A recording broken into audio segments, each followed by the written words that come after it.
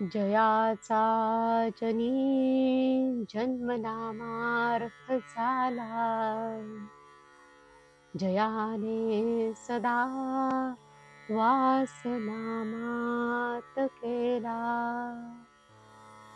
जयाच्या मुखी सर्वदा नाम कीर्ती, नमस्कार त्या ब्रह्मचैतन्य मूर्ती.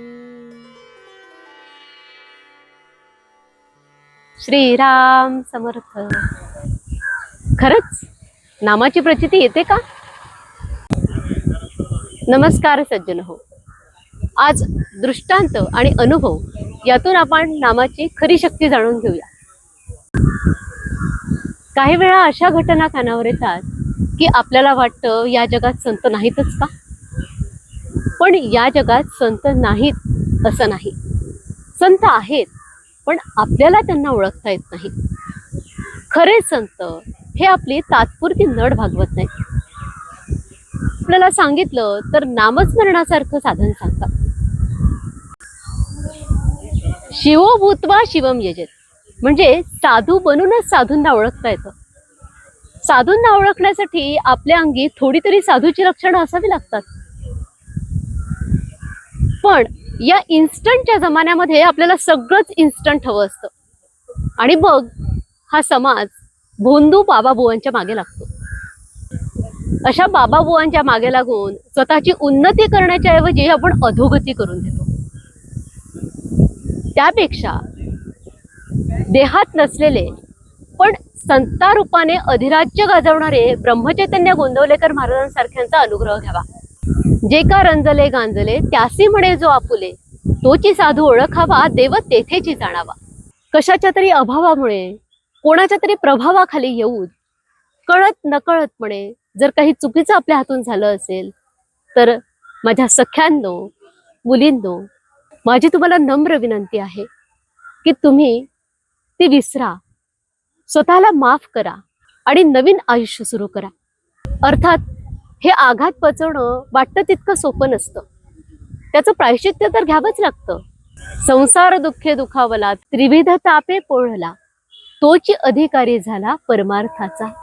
कधी कधी अशा त्रिविध तापांनी पोळण्याची वेळ आपल्यावर येते. पण भगवंताला शरण गेलं ना तर आपल्याला त्याच्याकडे जावं लागत नाही, तोच आपल्याकडे येतो. मला इथे आठवते ती अहिल्याची कथा. अहिल्या ही गौतम ऋषींची पत्नी होती.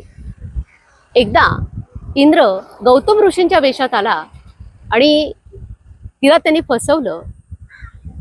तीही त्याला भुलली आणि तिच्या हातून नको ते घडलं. ती शिळा होऊन पडली. ही कथा आपल्या सगळ्यांना माहिती आहे, पण ही कथा अर्धसत्य आहे. अहिल्या ही गौतम ऋषींची पत्नी असल्यामुळे ती एक अधिकारी स्त्री होती, तपस्वी होती. तिने इंद्राला ओळखलं नसेल असं होणं शक्यच नाही. पण गौतम ऋषी हे तिच्यापेक्षा वयाने मोठे होते आणि अहिल्या अतिशय सुंदर होती. पण तिच्या सौंदर्याची दखल गौतम ऋषींनी कधीच घेतली नाही. यासाठी ती मनातून दुखावली होती. गौतम ऋषींच्या रूपात आलेल्या इंद्राला तिने ओळखलं खरं, पण ती स्वतःला रोखू शकली नाही. तिच्या हातून चूक घडली त्याचं प्रायश्चित्य म्हणून गौतम ऋषींनी तिला शाप दिला. तो तिने सहजपणे स्वीकारला, कुठलाही किंतु परंतु मनात न आणता. ज्यांच्यासाठी तिने आपलं आयुष्य वेचलं होतं ते आश्रमातले विद्यार्थी, पशु पक्षी, हे कोणीही तिच्या मदतीला आलं नाही. हे सत्य जेव्हा तिच्या लक्षात आलं तेव्हा ती भोवळीहून खाली पडली, पण तिला उचलायला कोणीही गेलं नाही. गौतम ऋषींनी जसा तिला शाप दिला होता तसा तिला उशापही दिला होता की त्रेतायुगामध्ये श्री रामचंद्र येतील आणि ते तुझा उद्धार करतील. तात्पर्य काय की आपल्या हातून कितीही पाप झालं असेल, कितीही मोठी चूक झाली असेल, तरी श्रीराम आपला उद्धार करायला कधी ना कधीतरी येतातच. पण आपण नामस्मरण मात्र करत राहिलो पाहिजे. समर्थ म्हणतात, अहिल्या शिळा राघवे मुक्त केली, पदी लागता दिव्य होऊ न गेली. पदी लागता, पद म्हणजे काय तर चरण. जसं आपण पंचपदी, सप्तपदी असं म्हणतो. तर हा अर्थ विवेक घळसासेंनी सांगितलाय. तसं पद म्हणजे चरण. श्रीराम जय राम जय जय राम हे सुद्धा एक पदच आहे. अहिल्या ही श्रीरामाच्या तात्पर्याने नामस्मरणाच्या पदी लागली आणि तिचा उद्धार झाला. आज आपलं मनही अपराधामुळे, चुकांमुळे जड झालेलं आहे आणि त्यावर रामबाण उपाय म्हणजे नामस्मरण. अशा कथा म्हणजे पुराणातली वानगी नाही, तर या कथा आजच्या युगातही समर्पक आहेत. राम म्हणजेच चैतन्य, जागृती आणि कृपा. खरा घडलेला एक प्रसंग सांगते. काही वर्षांपूर्वीची गोष्ट आहे, 2013. संगीता देशमुख त्यांच्या आयुष्यात घडलेली ही घटना. त्यांचा मुलगा संकेत हा आकुर्डीच्या इंजिनिअरिंग कॉलेजला शिकत होता.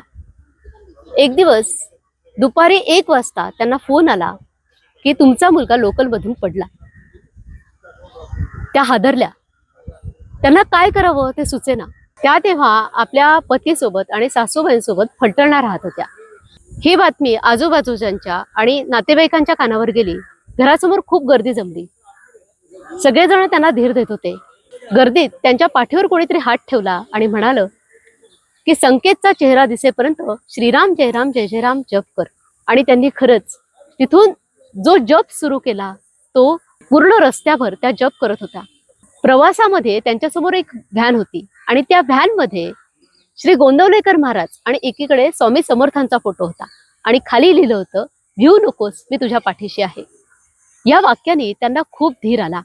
त्या हॉस्पिटलमध्ये पोहोचल्या. ICU मध्ये त्यांच्या मुलाला ठेवलं होतं. त्यांना आतमध्ये जाण्याची परवानगी दिली.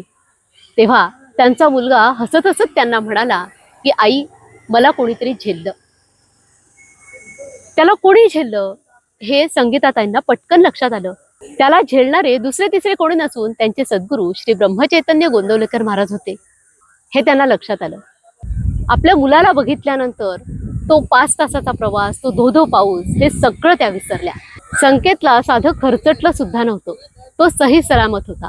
हे बघून त्यांना अतिशय समाधान झालं. डॉक्टर तर म्हणाले की आपण भाग्यवान आहात, म्हणूनच आपला मुलगा वाचला. धावत्या लोकलमधून पडूनही संकेत वाचला, हा नामस्मरणाचा परिणाम होता. संगीताताई म्हणतात की कुठलाही नवस बोलण्यापेक्षा नामस्मरण करणं हे सगळ्यात चांगलं, हे मला त्या दिवशी पटलं. माझ्या माहेरी आणि सासरी श्री महाराजांचा अनुग्रह आहे आणि लहानपणापासूनच मी गोंदवल्याला जाते. तर हा नामस्मरणाचा सगळ्यात मोठा अनुभव आपण आज ऐकला. तर सतत नाम कसं घ्यायचं, नामस्मरण कसं टिकवायचं हे आपण पुढच्या भागात जाणून घेऊया. आज इथेच थांबूया. व्हिडिओ आवडला असेल तर लाईक करा, शेअर करा आणि आपल्या प्रतिक्रिया मला कळवत राहा. जय जय रघुवीर समर्थ, श्रीराम समर्थ.